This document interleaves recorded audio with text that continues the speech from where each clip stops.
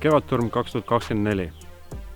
Nii mandril, valdavalt Lääne-Eestis, Pärnumaal, natuke Põhja-Sakala vallas ja Nurmsi lennuväljal ning Kiltsi lennuvälja ümbruses 14 000 kaitseväelase, ajateenija, liitlasvägede sõduri kõrval osalesid ka kaitseliitlased.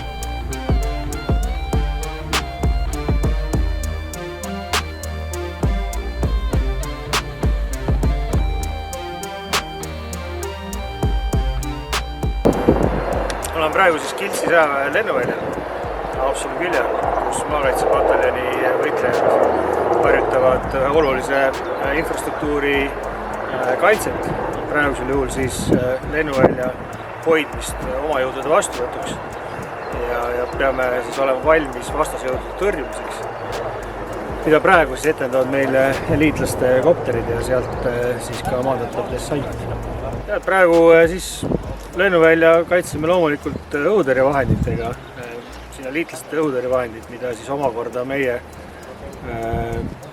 jalaväeüksused julgestavad ja võimaldavad siis neil oma ülesanne täita. Ja meie ühiseks siis vastasjõuks on olnud praegu luure- ja ründekopterid, kes siis püüavad meie asukohta tuvastada ja maha suruda, selleks, et siis transpordihelikopteritega juba seda ala hõivav vastasvägi maha tuua.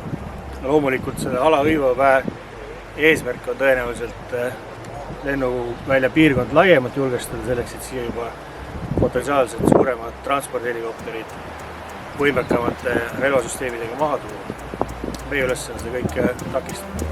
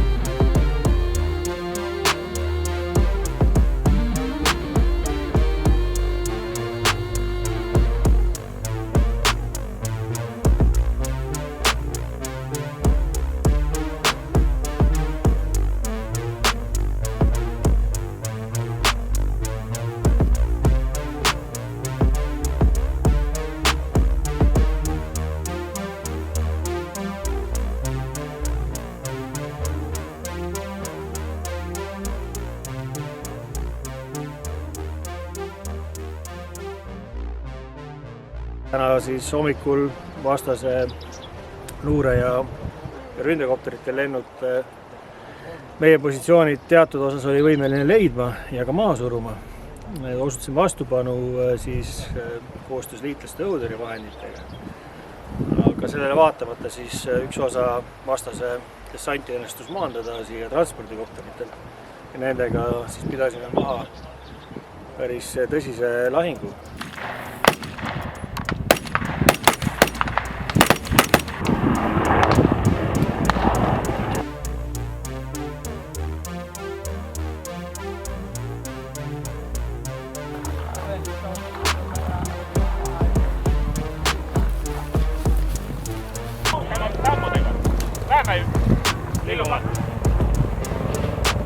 Nii, läks!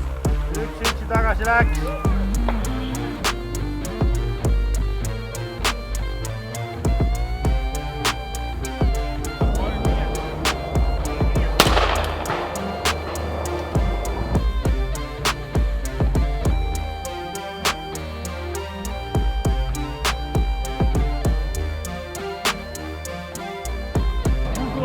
Claudio!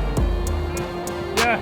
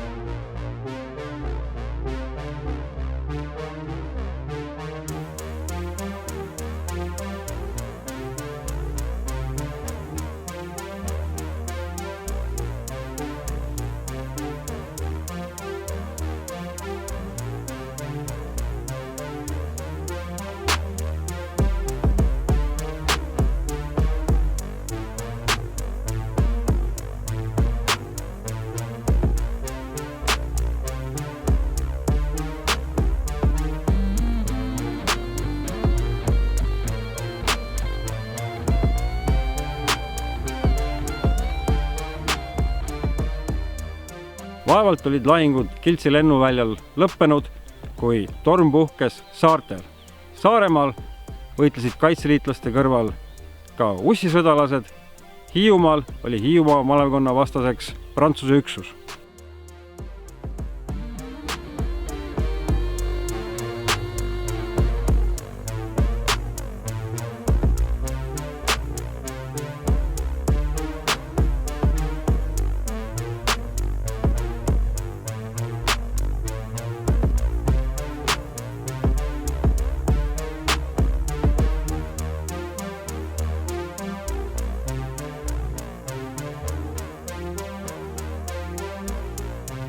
Hiiumaa malevkond takistab vastasel sellise silla pea loomist, kus vastane saaks meredessandiga A2AD võimekusega relvad siis Hiiumaale tuua. Selle vastu siis meie Hiiumaa maakaitsekompanii teostab hajutatud lahingutegevust ehk siis lagundab vastast varitsustega peamiselt.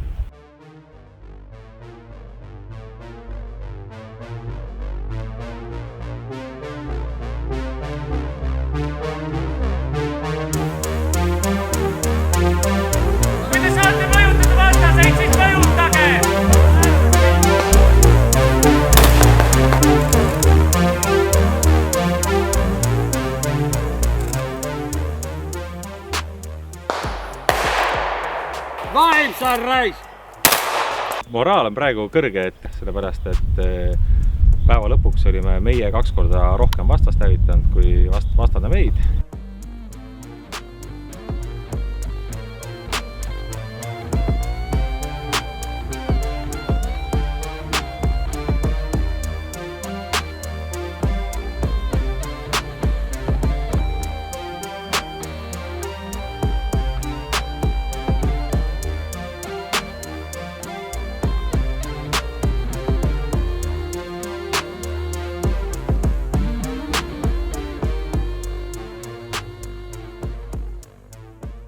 Kui vastane peaks jõudma siis sellele objektile, mida me peame enda käes hoidma, siis on ta võimeline selle silla pea looma, aga siin on ka planeeritud selline vasturünnak.